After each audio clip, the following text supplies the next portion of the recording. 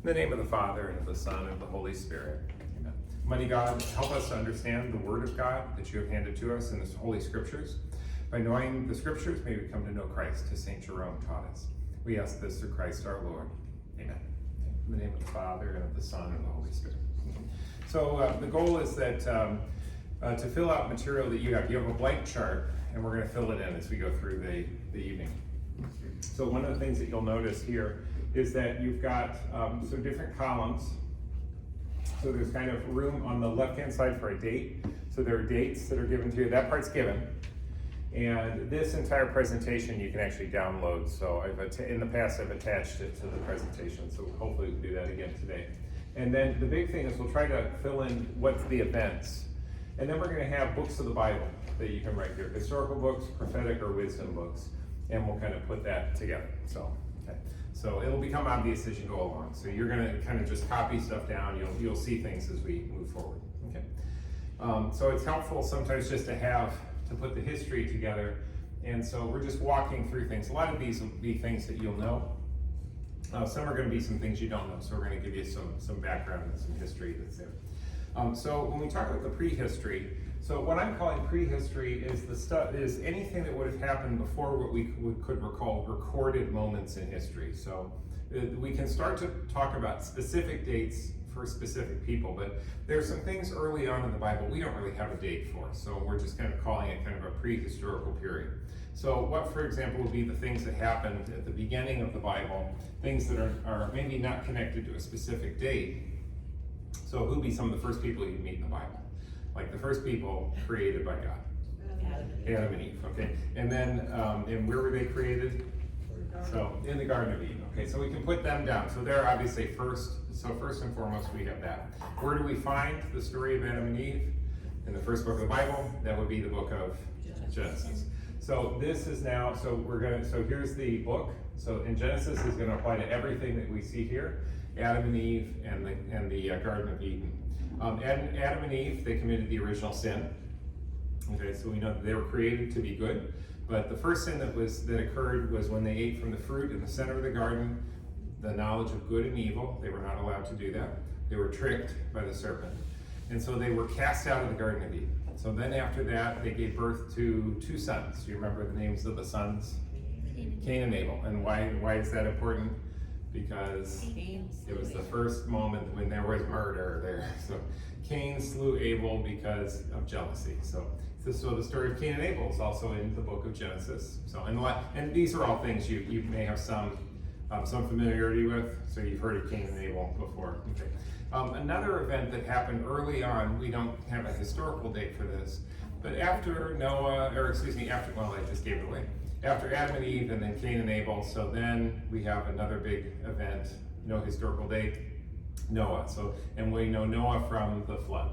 So the idea of the story of the building of the ark, God wanted to destroy all humanity because it had become wicked and sinful. And so God was going to wipe out all humanity, so he was going to then cast a flood upon the earth. So let me just make sure, let's see if I can't make sure that the entire screen is captured there. I'm going to have to move this around a little bit because I don't think it's quite capturing the top of the screen. Okay. So we have Noah and the flood. This also is in the book of Genesis. Following Noah and the flood, they finally come back down onto dry land. But there's still one more event that happens when there's kind of pride and everyone wants to build a tower that's going to go up to the sky, and so they all work together. And God says, well, I'm going to stop them from doing that by confusing their language. Where did that take place? The Tower of Babel, okay? And so that's another event. So a moment at which all the different languages of the earth were created because God confused their language. So later on, that would be overcome when people of many different languages would gather in Jerusalem and hear the apostles preaching, and everyone heard them in the same language. You know when that was? That was actually at Pentecost. So in the Acts of the Apostles. So that will be another event. So kind of the opposite of confusing the language of all the people on the earth by having them speak different languages, then Pentecost is one where everyone speaking different languages all understands the apostles preaching for the first time. So kind of a neat little parallel. So after that, now we're into historical events. And we start to connect this with the time of approximately 1900 BC and then going forward. And this would be the time of the patriarchs. So if you're looking for these initial stories, this is all part of the prehistory, the first 11 chapters of the book of Genesis. So you'll find all of that there. And this is probably easier to read and make out. But then by the time we get to Genesis 12, we meet the first of the patriarchs, and who is that? Abraham and his wife, Sarah. Okay. So Abraham was the first one to be called. He then becomes the father of many nations. He's the one who's given the promise that his name would be a blessing, that he would be given the land, and that all nations would be blessed in him. So Abraham and his wife Sarah. So it was Abram and Sarai, but God gave them new names, Abraham and Sarah. And then they had difficulty conceiving. It wasn't until they were quite advanced in years that finally they had a child. Who did Sarah give birth to? Isaac. Okay, so and at the time Abraham was 100 years old. Okay, and Sarah was 90 years old. Imagine giving birth at the age of 90. Okay, so they had Isaac, and then Isaac took a wife for himself. A wife was chosen. You remember Isaac's wife's name? Okay, that'd be Rebecca. Okay, so then you'd have Isaac and Rebecca. So here, the only son, there's a slave child called Ishmael. I don't have Ishmael on this timeline. But the natural son of Abraham and Sarah, through whom the promise follows, is Isaac. Isaac and Rebecca, then, so they continue on with the promise, inheriting that promise, and they eventually give birth, but they give birth to twins. What are the names of the twins? Jacob and Esau. So there was actually kind of a fight between who was first, who was the firstborn, who came out of the womb first. So Jacob and Esau. Do you know which one actually inherited the promise? Who did the promise go through? The line of Jacob or the line of Esau? Jacob, the line of Jacob. So Jacob is the one who inherited the promise. And so there's stories behind all this, and we can't tell all the stories, but they're really fantastic stories. So Jacob got Esau to sell his birthright. And so Jacob was the one that actually inherited it. And Jacob he gets a new name. He becomes the father of the 12 tribes. He's going to have 12 sons. And so these will be the 12 tribes of Israel. So Jacob gets a new name called Israel. So he's called Jacob or Israel. This is all the book of Genesis still. And so Jacob then has 12 sons by means of his 2 wives, okay? And that's where we get Leah and Rachel, okay? And then their handmaids, and it's a long story from them. Okay, and I think I've given away all of the copies I have of the handouts. So if we either have to copy some other ones or give an extra set over if we're missing one. We can give this one. So we have the 12 tribes of Israel, or the 12 sons of Jacob. So each of the 12 sons becomes the father of one of the 12 tribes. So and these would be all the tribes: Judah and Levi and Reuben and Issachar and all those others. So we're not going to list all of them there. But this gets us now to the story of the 12 sons. Now, one of them was someone who had prophetic dreams. And do you know who it was that was the master dreamer, who was eventually sold into Egypt? One of the 12 sons. The 11 ganged up on the one, and it was Joseph, yeah.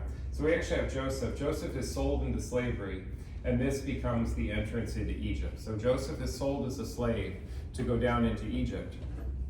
And because Joseph goes down into Egypt, he's actually able, because of the dreams that he has, to prepare for a coming famine, meaning all the world would be saved through Joseph because he would happen to be sold into slavery into Egypt. And it ends up working out that he ends up becoming the one to save all of his brothers. It's a wonderful story of God using a sinful action, but it turns out to be for the benefit of all. Because Joseph rises to the position of authority in Egypt and is able to use his influence to prepare for this coming famine, which he foretells. So let's look just a little bit about kind of where we are here.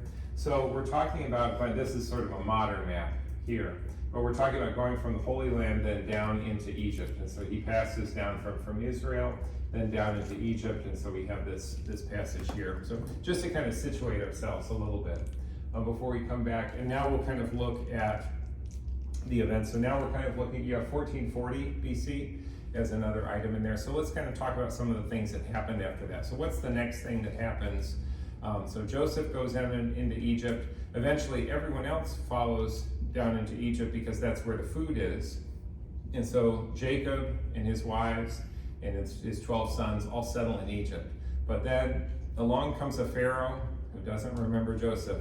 And what does the Pharaoh do with all of these Israelites, or he calls them Hebrews? What happens then? They become slaves. And so comes the next book of the Bible. Okay, now we have the Exodus. Now we have the moment in which they then are rescued out of Egypt. And this would be in the book of Exodus, oddly enough. Okay, let's see.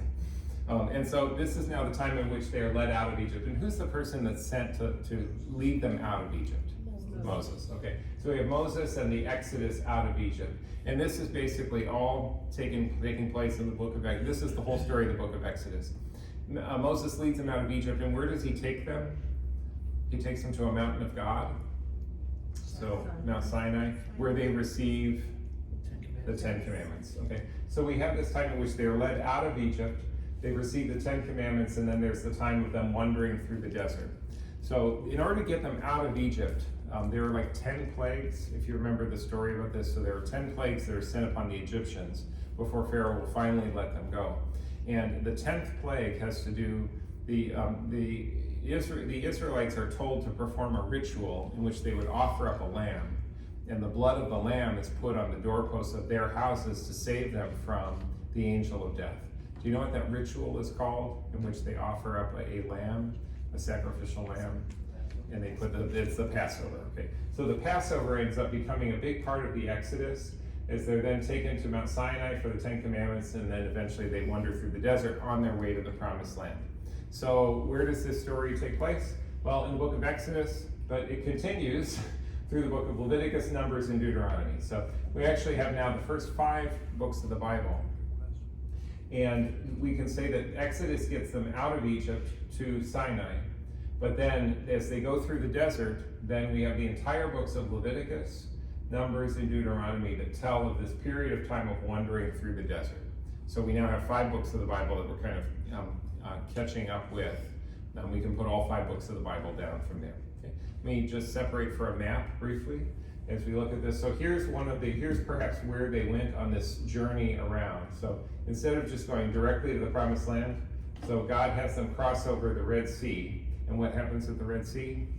So the waters are parted, so for that.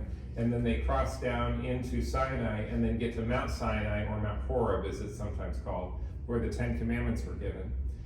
But then from there, then they wander up and they wander around and they wander around until eventually they cross over at Jordan, the River Jordan. They cross over at Jericho into the Promised Land.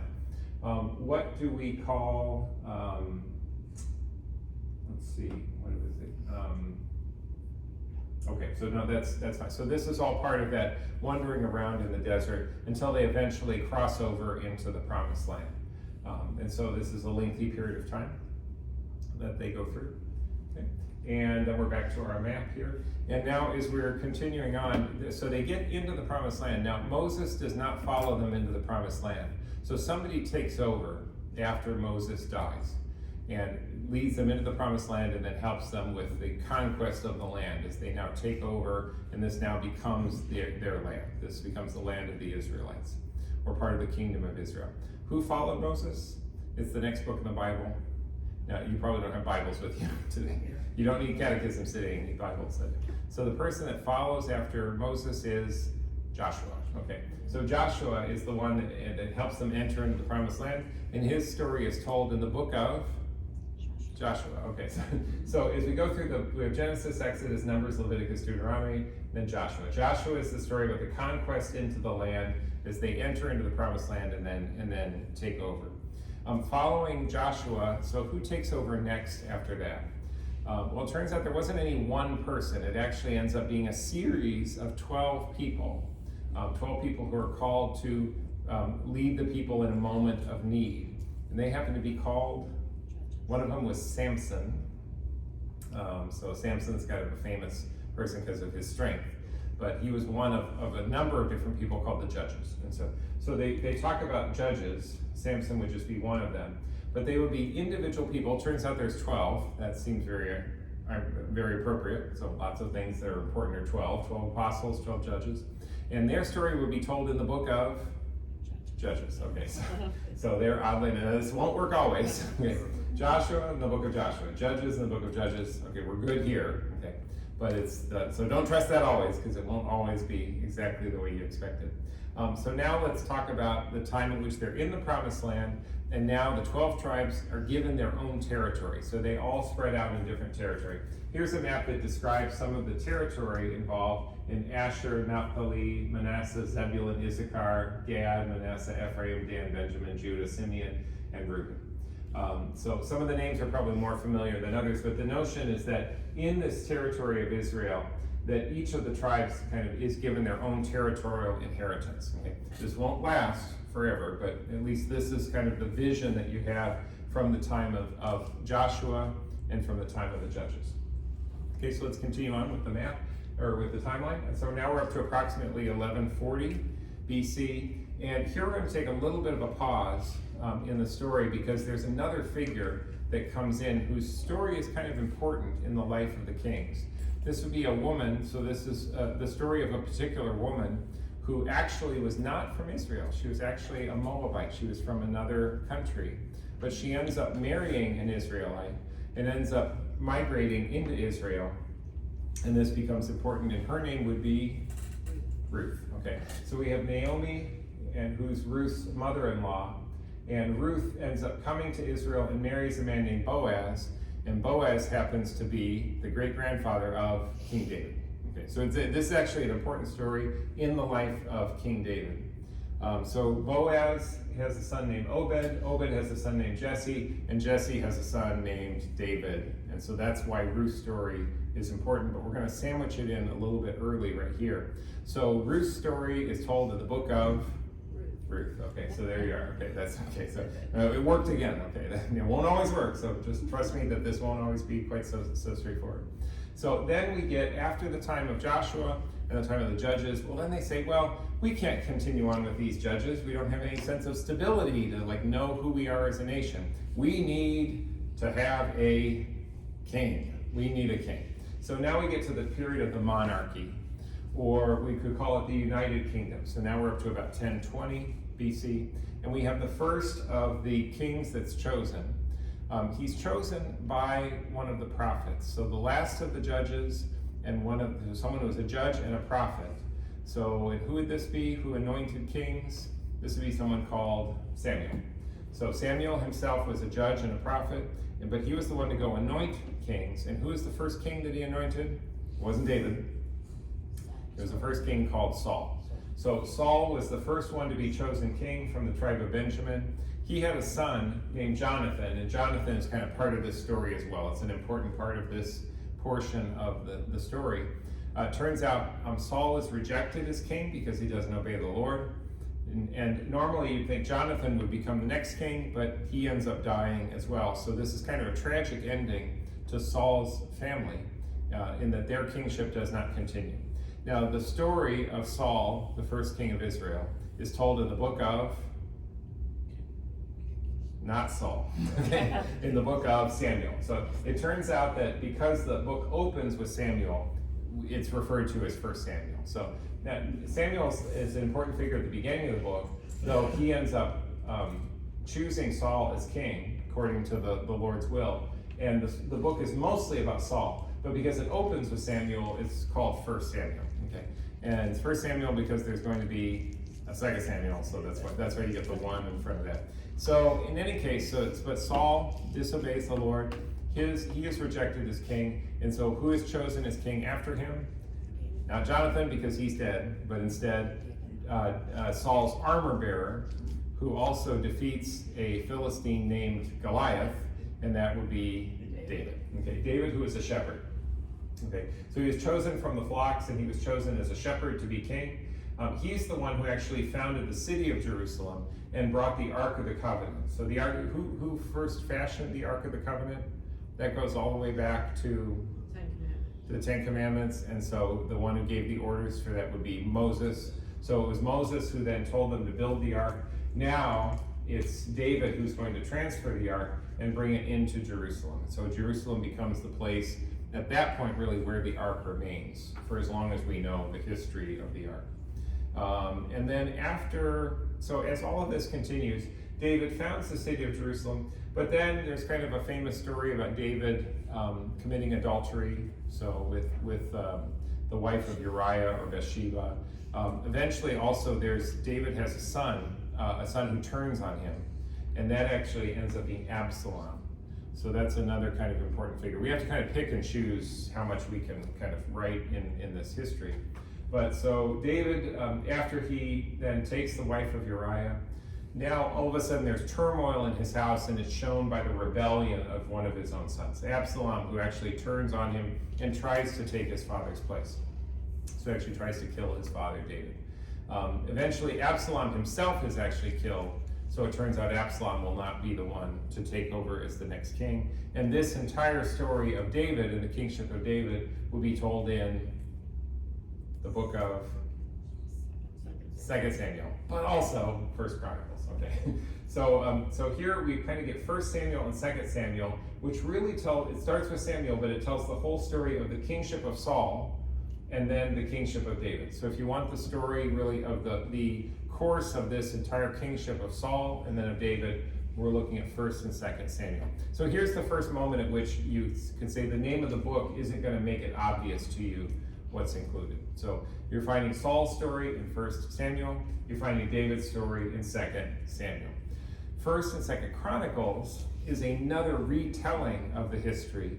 And so it's not identical, but it would go back over and retell a number of historical events. So we end up finding that 1 Chronicles will repeat much of what we've heard and will retell from a little bit different perspective the story of David's kingship. So that's why we're going to say his story is found both in 2 Samuel and in 1 Chronicles. Okay. Now I'm going to put in one more book of the Bible associated with David. So David was known for being a poet. So he was known to as he would compose hymns or as he would play the harp. And when he would do that, he actually composed or sang a number of psalms. Okay. So it turns out we're going to also now put our first entry under this section of the prophets or wisdom. And we're going to mention psalms. Now it is not true that David composed all the psalms, but according to the tradition, and some of this is found in the book of Psalms, some of them will say a psalm of David, like David's name is mentioned. So not every psalm, but many psalms are attributed to David as king, so we can properly make note that the book of Psalms is going to also be included here. Okay. So now we're going to move on to the next set of dates. So let's make our way down to the next section. So now we're down to 960. So as you kind of look through in your outline, this is where we are here. And so who follows David as king? So not Absalom, because he's dead. Okay, King Solomon. And Solomon was known in particular for wisdom. So Solomon was known as the wise king. He was the son of David. And then he is the one who gets to build the temple. So David is the one that conquers many of the Philistines and who founds Jerusalem and brings the ark. But it's going to be Solomon who's going to build the temple. So the first temple is actually built in Jerusalem by King Solomon. Solomon, however, becomes very foolish. So because he makes many treaties by taking many wives, he takes concubines from other nations. Then he begins to build altars to their gods. And so, well, the Lord is not very happy with Solomon. So wise, but he ends up being very foolish. So in the end, it's actually kind of a tragic ending to the kingdom of Solomon. But his story would be told in the book of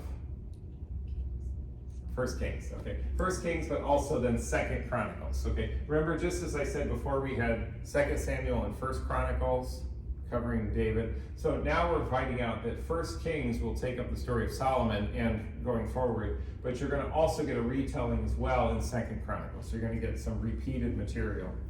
So it gets, I know this kind of may seem a little confusing, but you just get overlap, but this is what you can expect to find if you pick up, for example, 2 Chronicles. These are the stories you're going to find.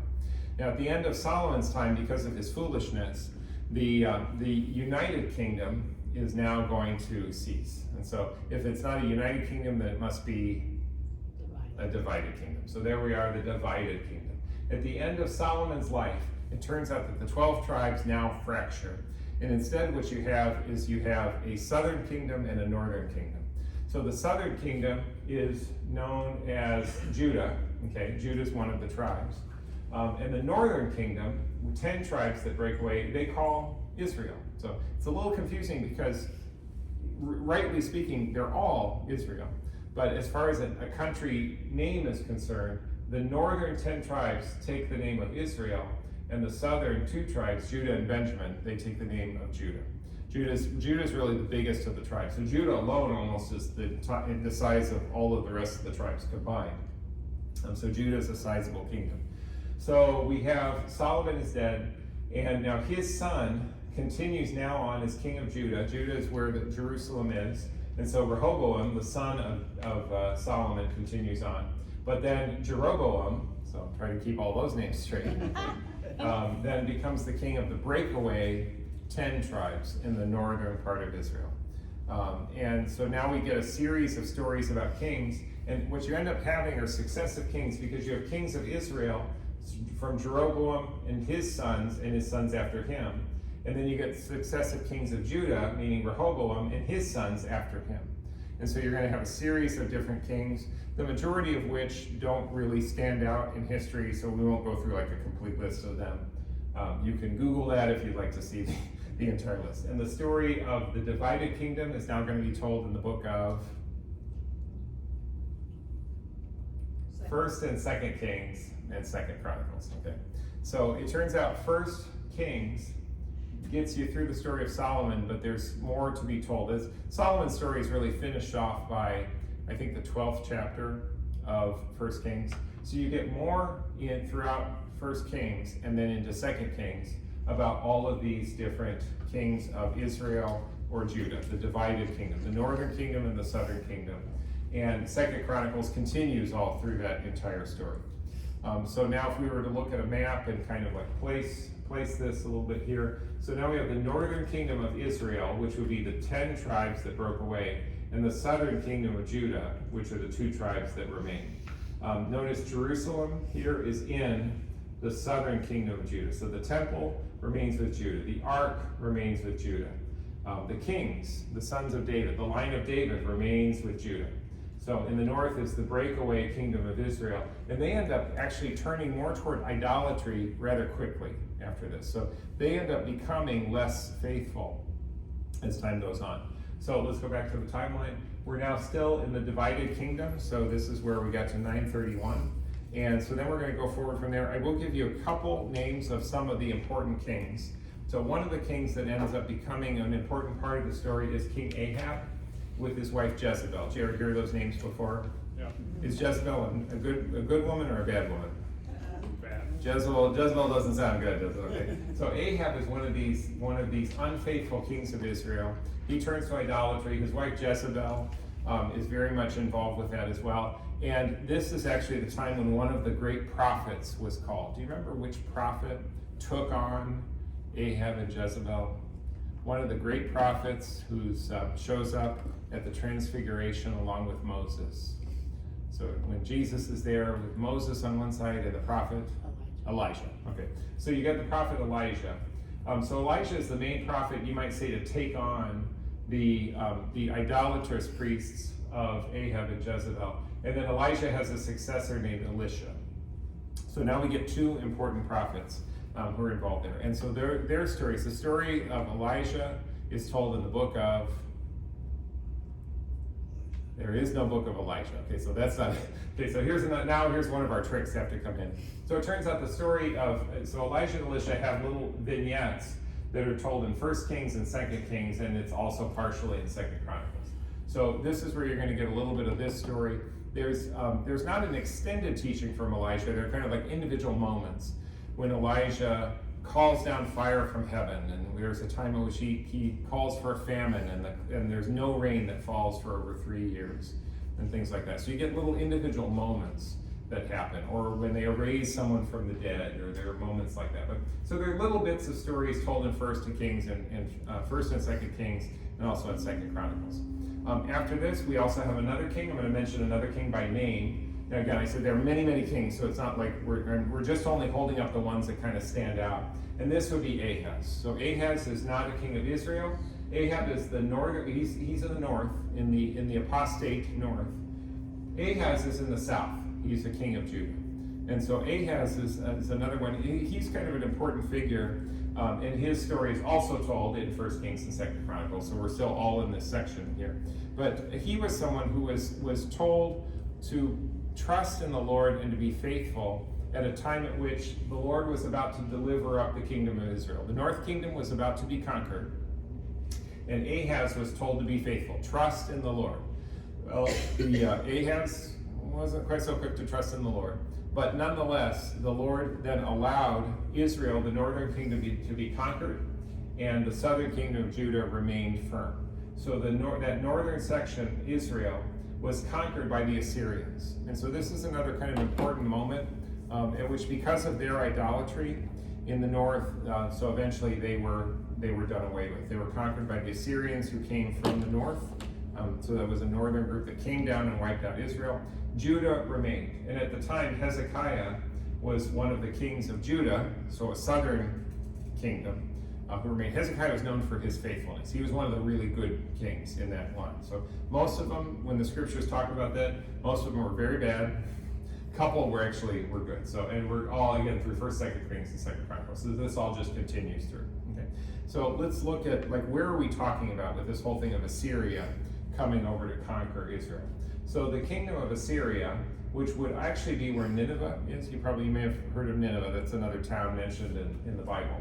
And so this was kind of their kingdom at this period in the 700s. And they came down, and here's where Israel would have been. They came down and they were successful at conquering the northern kingdom, but the southern kingdom of Judah actually would remain firm. So this is probably one of the best maps I could find that just gives you a feel for where the geography is of the Assyrian conquest. So I don't know if you remember in social studies in school, do you know what they call this area? It's a crescent, kind of a crescent shape. This is all desert. And so this is what they call the Fertile Crescent. You remember that from school? They ever tell you that? Okay. I remember being told about the Fertile Crescent, So that's why they would come over from the north. You don't just come across directly because you're marching through desert at that point. So you come across the land where it's fertile. There's the Tigris and the Euphrates, so rivers. So the rivers are part of what keeps that land fertile. So in any case, the Syrians came from the north. This territory, here's what would be Asia Minor or modern day Turkey. So this would be that area. This would be kind of your Iraq area and so forth. So coming down to conquer that land. Okay. So now let's come back to our main timeline. So just to situate ourselves, we have the divided kingdom. We've just talked about the northern kingdom of Israel being conquered by the Assyrians. And so now what comes next after that? So now we get a couple little stories that come along the way. So here we're going to throw in the books of Tobit and Judith. In the Old Testament, and these are in the historical sections, Tobit is someone who is a Jew, an Israelite, a believer, and he happens to live in the town of Nineveh. So his story takes place in the town of Nineveh. So he's not living in Jewish territory, but it's a story about him while he's in exile, living out his faith. And so there's sort of a noble story about this noble man Tobit and the trials that he endures. Also, Judith is someone who is a kind of courageous woman. She's a warrior, really, and she also defends the faith. And she also is in the town of Nineveh. So they're both in sort of foreign territories. So if we want to situate the books of Tobit and Judith, we're going to put it here because it kind of fits into the time of the Assyrian Empire from the town of Nineveh. Okay? Now what happens after that? Okay, now we're getting further on to the time at which eventually the southern kingdom is going to fall. Okay, so this is bad news all the way around. Eventually even the southern kingdom of Judah will fall. But in 640, there's an important moment of Josiah, one of the kings of Judah, who actually institutes a reform. There's kind of a great story in the scriptures that talk about Josiah wanting to rebuild or to repair part of the temple. And when he does so, they're working on plastering up things and repairing the breaches in the temple. And he discovers in the wall of the temple, there's a scroll. And he unrolls this. What is this? Turns out it's the law. They have forgotten the law. And Josiah discovers it because he comes across, kind of by accident, a scroll of the Torah, or the law. So the scroll of Genesis, Exodus, Numbers, Leviticus, Numbers, and Deuteronomy. And they realized, oh my goodness, we've lost touch with the law because of all of the kings that came before Josiah who were so terrible, who didn't take the Lord seriously. And Josiah ended up instituting a reform in which they would now renew that covenant and start to practice the Mosaic law once again. So it's helpful because he institutes a reform, but it doesn't in the end save them finally. So eventually there's going to be destruction that's going to come. The story here, we're back into these historical books, so we're probably continuing on through 2 Kings, 2 Chronicles. Okay, so we're back into our Kings and Chronicles there as this story continues. So we just took a little pause to do Judith and Tobit right there. Okay. So, but eventually, even in spite of Josiah's good efforts, but still the people then do not ultimately remain faithful. And so the time has come, they are now going to be conquered. And who are they going to be conquered by? Jerusalem's going to fall this time, not to the Assyrians, but to the next major empire that was to come along. And that would be the Babylonians. Okay. So Babylon, the fall of Jerusalem to Babylon. And so this is what we call the Babylonian exile. So the Babylonians come across, if I could go back to this map here. So here's Babylonia, here's Assyria. So eventually the Assyrian kingdom falls and now the Babylonians take over. And this ends up becoming a much larger kingdom. We end up getting successive kingdoms that kind of expand after that. So after the Assyrians come the Babylonians, which have a larger empire. After them comes the Persians. Okay, the Persians, which they have a larger empire. After them comes Alexander and the Greeks. Okay, the Greek Empire, which is actually huge. And then after the Greek Empire leads eventually to the Roman Empire. Okay. And then after that comes the Vandals and the barbarians and all that. Okay, so that's just a quick little thing of history. So we get it's the Babylonians. So from Babylonia come the forces that end up conquering Jerusalem. They destroy Jerusalem. They destroy the temple, and eventually they take the people away into exile. So the people are taken away from their land. They no longer have the temple. They no longer have the priesthood. They no longer have sacrifices. They no longer have anything else that would be part of their religion. And they don't even have the land anymore. All they have is their scripture. And so they become the people of the book. So all that they have is the book. And so they preserve that. This becomes part of when they began being called the Jews. So instead of the Israelites, you now have the proper term and say the Jews. And so here's where they're taken over the Fertile Crescent. So as they're taken away eventually into the Babylonian exile. So the Babylonians then remove the deported Jews who come to this place. So this foreign land, this place where they hung up their harps. So we cannot sing a joyful song of Zion because it was there we must hang up our harps. We're in a foreign land, they say in the Psalms. So now the kingdom's divided, Israel falls, Jerusalem falls, the Babylonian exile occurs, they're taken away into Babylon. But eventually, so do they stay in Babylon forever? No, they come back. Okay, so then we have the return from exile. When the Persians take over, then there's an edict of Cyrus. So Cyrus, the king of Persia, says, no, let everyone go back to their land. So suddenly, now all of a sudden, unlooked for, comes salvation, comes hope. And so they get to return, under the Persians, they get to return back to Jerusalem, and now they have to rebuild. And so then there are two people, these are part of the historical books, in which they talk about the rebuilding of Jerusalem. And these will be found in the books named after these two people. And it's not 2 Kings and it's not 2 Chronicles. Okay, we're done with Kings and Chronicles now. So the next two names in the historical books that talk about the people who helped are Ezra and Nehemiah. So Ezra and Nehemiah, those are names of people. So one of them is a scribe and the other one is a prince. And they do the work of rebuilding the wall around Jerusalem and rebuilding the city of Jerusalem and rebuilding the temple in Jerusalem. And so this is now a time of rebuilding. And there is really quite a bit of work that has to go into this. And Ezra and Nehemiah have to really force them. They have to apply pressure to get them to build the second temple, to rebuild the temple. So they're a little slow at doing this. So and they said, no, this is the reason why you were exiled is because you forgot the Lord. So you better remember now. So it's time to rebuild the temple.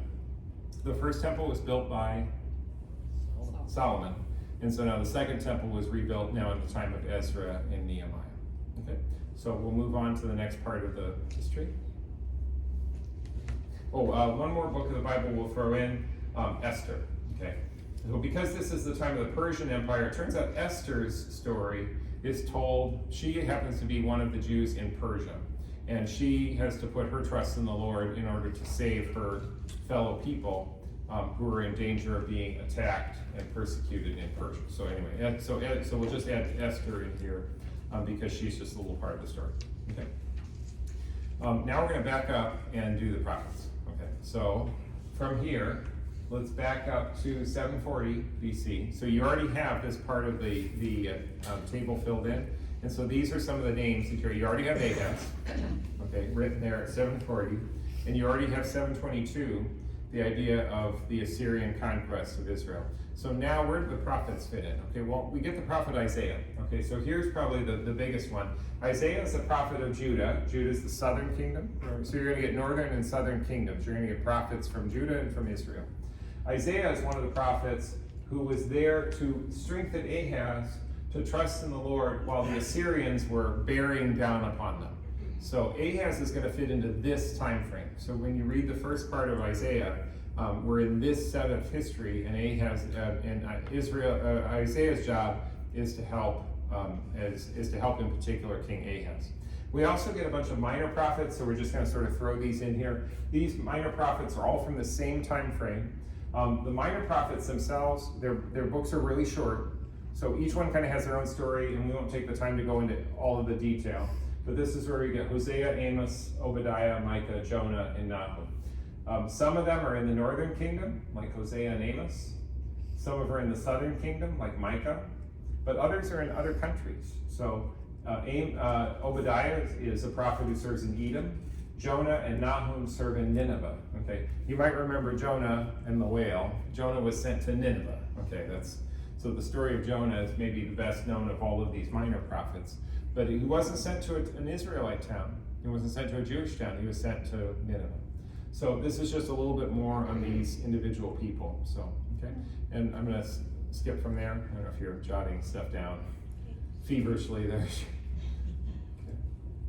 Okay. We started a little late, so it's going to take a little bit to get through this. Okay. So then from here, let's fill in some more prophets. So now we get to this idea of 640. Remember, we wrote down Josiah. He was one of the good kings before the fall of Jerusalem, before we get to the Babylonian exile. So who are the prophets that we have there? We get a few more minor prophets, Joel and Zephaniah. They would be around the time of Josiah, during this time when they were prophesying in Judah. But probably the biggest one and the most important one, Jeremiah. Okay. So we have the major prophets, and then we have all these minor prophets. The major prophets would be Isaiah, Jeremiah, and do you know who the third one's going to be? Third major prophet, Ezekiel. Okay, we're going to get Ezekiel in a little bit. But then we got these 12 minor prophets. So we're just kind of I'm putting in bold the major prophets. Those are the ones to really get. So Isaiah was there helping when the Assyrians were bearing down on the northern kingdom. Jeremiah was there preparing the people when the Babylonians were about to come in and conquer the southern kingdom. So Jeremiah had a very difficult message to give, one of preparing them for exile. Then we get from Jeremiah also the book of Lamentations and Baruch. Lamentations, these are the lamentations of Jeremiah because he had such a sorrowful message to proclaim. And Baruch is known as Jeremiah's scribe, so book of Baruch. So these both actually are connected with Jeremiah. So we think of them as connected with the exile and with the time of Jeremiah. Okay. Then also in here, this is where we put what we call second Isaiah. Now this is a little complicated to explain, but there's only one book of Isaiah. But when scholars look at it, they say, well, this kind of seems like it's covering more than one time period. So you get first Isaiah, which is about the first 40 chapters of Isaiah. It says, well, this seems to be describing the time of the Assyrians, so in the 700s. Then you get from chapters 40 to 55. And then it's like, well, this seems to be describing the preparations for exile in Babylon. So they call that sometimes the second Isaiah, or you might say it's the second part of Isaiah. It's all one book. But chapters 40 to 55 kind of fall into this time frame. And then chapters 56 all the way to 65, no, it says 66, is what they sometimes call third Isaiah. And it's like, well, that even seems like that's even a different time. So there's a little bit of a strange thing here now about trying to talk about Isaiah sort of straddles multiple times. And then here we could also throw in another minor prophet, Habakkuk, who also was kind of involved at this time as well. And then we'll put one more prophet down from this time, because once we're into Babylon, there's one more prophet who was called in Babylon, and he had all sorts of visions, cryptic visions about the future, and this would be Daniel. Daniel is an apocalyptic kind of prophet.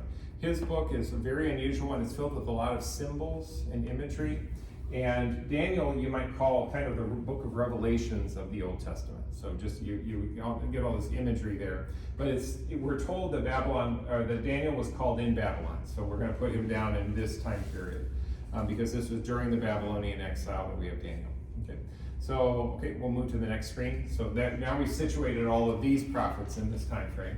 So now let's figure out, okay, who's now helping us return from exile with the rebuilding of the Second Temple. Isaiah got them ready for the Assyrians. Jeremiah got them ready for the Babylonians. And now that they're coming back from Babylon, they need a prophet, and the prophet that's going to help them come back is Ezekiel. Okay, so now we get Ezekiel. So the third major prophet fits into this time frame. Ezekiel is mostly about the return from exile, the rebuilding of Jerusalem. Jeremiah is a very pessimistic book. You get lots of bad things they're told to expect bad things. Ezekiel is filled with lots of positive things. So there are lots of wonderful stories in Ezekiel that talk about the return, about the raising to life the dry bones in the field, and the rebuilding. They get a chance to see the reconstructed. He gets a spiritual sort of like overview of the reconstruction of the temple. And then also there's that mystic kind of third part of Isaiah, the last 10 chapters of Isaiah. So third Isaiah, as scholars sometimes call it, also fits into this time frame. With this come a few other prophets, Haggai, Zechariah, and Malachi, all from the time of the rebuilding of the temple. Okay. So that's where we'll fit the last three of these, what we call the minor prophets, the 12 minor prophets. Okay. So now we're going to continue forward. We've kind of backed up to do the prophets. So now we're going to continue forward to do the remaining Old Testament books of the Bible. Okay, and I don't want to, if you're scratching stuff down, I don't want to deprive you if you need to get last little details there. And then we'll get to these, what I call the various times, or the unknown time. So I'm sorry I can't be more specific about that. But so what falls under these collections? What we call the wisdom literature. So the wisdom literature, this kind of, we can't really pin this down to a specific time. It's not connected to a lot of historical events. The book of Psalms, are kind of a collection of prayers. Some were written by David, some were written in the periods that followed, in the different periods of time. So as this Holy Spirit inspired the different Psalms, they come out of the different experiences of Israel. So the book of Psalms kind of straddles all of this. And then comes also with this, we would also say, the wisdom literature. So you have the historical books, the wisdom books, and then the prophetic books. And wisdom, so these tell stories about, Job understanding the idea of suffering, for example. So why does Job have to suffer? Proverbs. So Proverbs associated sometimes with the wisdom of Solomon, for example, or Ecclesiastes, the book of Songs, or Song of Songs, the book of Wisdom, the book of Sirach. So they're all kind of reflections on different things and a collection about wisdom, but they don't revolve around a specific set of historic circumstances. So that's why we kind of, they were probably all written late in the BC, getting closer and closer to the time of Christ. But because there aren't historically narrated events, we can't situate it as if it's from a specific timeline. Okay, it's just a description of wisdom. So, going forward from here, we're now up to 333 BC, and with 333 BC, the Babylonians then yielded to the Persians, and the Persians were eventually conquered by Alexander the Great, who was the founder of the Greek Empire. So now we have the Greek Empire with Alexander the Great. Okay, so Alexander the Great is sometimes one of those figures I think is more historically known. The Greek Empire, remember Assyria, it was a little tiny empire here, and then Babylon, and then we get, Babylon's a little bigger, here's Persia, then the Persian Empire got bigger, and now the Greek Empire. Look, the Greek Empire comes all the way from Macedonia. Alexander the Great was Macedonian originally. and he ended up conquering Greece, and then he just kept going. So the Greek, all of these empires seem to get larger and larger as time goes on. But this is just to give you an idea of the expanse of the Greek Empire. And so eventually this leads to someone who is part of the Greek Empire named Antiochus Epiphanes, who in the year 167 caused the Maccabean revolt. The Maccabean revolt was a time in which Antiochus Epiphanes said, you know what, all of you, don't worship your gods, you're going to worship our gods. Okay, we're going to teach you about the Greek gods, and we're all going to be united as one culture. And that didn't go over so well. So the Maccabeans, so the people from the Judas Maccabeus and his followers rebelled. And the story of their rebellion, so as to defend their right to worship the Lord, is told in the books of 1st and 2nd Maccabees. Okay, so it's the Maccabean revolt told in 1st and 2nd Maccabees. So this is one where you could kind of guess that one. So now we're finishing off the last of the historical books. So this is a time really now in which their sense of like we have to defend our right to worship, or to worship as we see fit, and to keep the law in spite of the Greeks trying to suppress Judaism. Previous empires never quite tried to do that. They never tried to suppress it. But the Greeks were the first, it was Antiochus Epiphanes the first to come along to deliberately seek to suppress Judaism. That did not go over well. This was a 3.5-year rebellion in which they then had to rededicate the temple, because Antiochus said, okay, here's your temple. We're going to put a nice statue of Zeus right in the middle of the temple. So doesn't that look nice? Okay. Well, they said that's desecration. So they had to reconsecrate the temple. And do you know what they called that when you reconsecrate the temple and you relight the candles and you relight 7 candles? That's a special holiday. That's a Jewish holiday when you relight 7 candles. And that is Hanukkah, made famous by Adam Sandler in Saturday Night Live. No, okay. No, Hanukkah is the feast of the relighting of the candles. So Hanukkah has its origins from this period of time. So there was no Hanukkah before this. This is when Hanukkah was created as a holiday. So it's part of the Jewish calendar. 64 BC, by this time, who takes over from there? Now the Romans. You've been wanting to say Romans all the way along. I've been waiting for it. We kept hearing Roman. Okay, now finally the Roman Empire expands in Judea. The Roman Empire predates 64. Okay, the Roman Empire does go back prior to that, but this is the point at which now they've really expanded to the point that now they wield their influence now even in Palestine, even in the Holy Land. Okay, so now we're going to cross over to New Testament times. Okay. So there we've got the Roman Empire. Okay. And so we'll get to 4 BC. Now 4 BC was the year in which Herod the Great died. And so we also would say this was the time when Jesus was born. Now, you think, well, Jesus was born in the year 1, right? Okay, so you'd say that. Except that as historians have gone back to date these things, remember that Jesus had to flee because Herod was trying to put the child to death? Well, Herod died in 4 BC, and we're now much clearer about that. So I say, okay, so 4 BC is actually most likely the time when Jesus himself was born. Okay, so we have the birth of Jesus. Then we would have Jesus' 3 years of his public ministry, which then ended with his crucifixion and resurrection. And what books of the Bible would tell the story of Jesus' birth, his life, and his death? Matthew, Mark, Luke, and John. Yes, okay, there we are. Okay, so we're clearly into New Testament times now at this point. And then after Jesus' ascension, we now have the apostolic era. So this is the time of the apostles. So the apostles now continue the preaching. It begins with Pentecost, when the Holy Spirit descends upon them, and they continue their preaching. And what story tells the story of the apostles and all of their acts?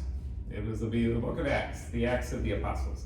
So the Acts picks up after Jesus' ascension, or it begins with the account of Jesus' ascension, and then continues through 28 chapters of telling you everything that the apostles did.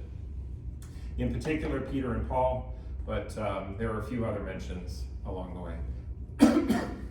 Okay. From there, we now move on to this next period, which we're going to just say from 48 to 60 approximately. This would be the time when the one of the most prolific writers of the New Testament, he traveled through many different places. That would be the Apostle Paul. So Paul travels through, and begins to spread the gospel and found churches in Corinth, Galatia, Ephesus, Philippi, Colossae, and Thessalonica. Okay. And along the way, he happens to write letters to them. He writes letters to the Corinthians, to the people in Corinth, which is called 1st and 2nd Corinthians. In Galatia, he writes a letter to the Galatians. In Ephesus, not while he's there, but while he's traveling, he writes back to the people of Ephesus in the letter to the Ephesians. Then he writes back to the people of Philippi in the letter to the Philippians. He writes to the people of Colossae in the letter to the Colossians. And then he's so impressed with Thessalonica, he writes 2 letters to them, the 2 letters to the Thessalonians. Okay. So all of these letters relate to historic places where Paul traveled and where he wrote. Okay. So here's a quick map of this is an example of where Paul journeyed. So he went on one missionary journey in blue, and then he got more adventurous, so he went on a second missionary journey in purple. In green. His second missionary journey was in green, came down to Jerusalem. He then did his third missionary journey in which he went in the lines in purple, eventually came back to Jerusalem, and his fourth journey was the one where he was taken in prison and then taken up to Rome. Okay. So his fourth journey was while he was in chains. And so when I come back to these letters, okay, so all of these letters he's written to places where he's been, but then he also writes in anticipation of visiting a place he has not yet been. And he writes this letter to the people, any guesses? Okay, it's actually to the people of Rome. He writes this letter to them in advance, anticipating his visit to the Romans. Romans is actually, it's listed early in the Bible because it's one of Paul's most famous works. He's really developed his thinking and his theology. So Romans is really just a fantastic epistle summoning all of Paul's thinking. But it's one that was written probably late, and it was one where he was writing to a city he had not yet visited. Okay, so we're going to fill in a few more. Okay, so going on from there, then we have Paul's personal letters. He wrote to individual people. He wrote to Timothy, Titus, and Philemon. These are written to people, individual people, so they sometimes call these the pastoral letters. Okay? We also have other pastoral letters, ones not written by Paul. So the ones not written by Paul would be James. So here, for Timothy, this is Paul writing to Timothy, Paul writing to Titus, Paul writing to Philemon. Here, this is James writing, for Peter writing, and John writing. And then we have Jude. So Jude also wrote. And then we have the letter to the Hebrews. We don't have a clear authorship of the letter to the Hebrews. Okay, so we're just filling in the last of these New Testament books. Okay, and then we're going to finish off from there. In 64 AD, this is the traditional date when Peter was martyred. 67 AD, traditional date when Paul was martyred. And then eventually 70 AD, Jerusalem falls, not to the Babylonians this time, but to the Romans. Okay, the Romans then conquer Jerusalem. And here we can have a book that I think anticipates the fall of Babylon, or the fall of Jerusalem. And this becomes the book of Revelation. So I kind of put Revelation in this time. Then with the death of the last apostle, that's the end of the apostolic era. So that's the end of divine revelation. So, yeah. Isn't the second temple also destroyed in 70 AD by Titus? So you actually have 3 temples when you're all said and done. The first temple was built by Solomon, so that was in the 900s BC. It was destroyed by the Babylonians in 586. Then you have the rebuilding of the second temple, and that was under Ezra and Nehemiah, so that would be in the late 500s. And then you have the building of the third temple, which was an expansion. That was done by Herod the Great. So oddly enough, there was and you might remember in the gospel, he says, destroy this temple and I will rebuild it in 3 days. And this temple has been under construction for 38 years. Well, why was it under construction? Because Herod was rebuilding it. So the third temple, the second temple was really never destroyed, it was really remodeled or renovated. So Herod was the one who built or expanded what they called the third temple, or the Herodian temple. And then that was the one that was destroyed by Vespasian in 70 AD. So it was right around Passover, they would say. In the year 70 AD, the city of Jerusalem finally fell. With that, the last of those that were trying to defend the city were slaughtered. The temple itself was dismantled. And the temple itself has never been rebuilt. The last remaining part of the temple, do you know the only part of the temple that exists to this day? which is so sacred, the Temple Mount, but in particular, what part of the Temple Mount? Where do you see the Jews constantly praying? The Western Wall, right? That's it. The Western Wall of the Temple Mount. That's considered the oldest remaining original piece, from the temple. It's the Western Wall of the Temple Mount. It's not even the temple itself. It's the Temple Mount. And what stands on the site of the temple today? The Dome of the Rock, which is a mosque. Okay. So anyway, yeah. So that's to just bring you a little up to date there. Okay. So that's in about 60 minutes. We started late, so it was okay. So that's kind of an overview of the whole Bible. The goal here is just and if these notes are helpful, you can keep them. Whenever you're picking up the Bible, this just gives you a little bit of a feel, like where are we in history? What are we talking about? This should at least give you some context. So when you pick up the Bible, don't be afraid to open the Bible. So this gives you a little overview, so you feel like you've got a point of reference when you're reading. Okay.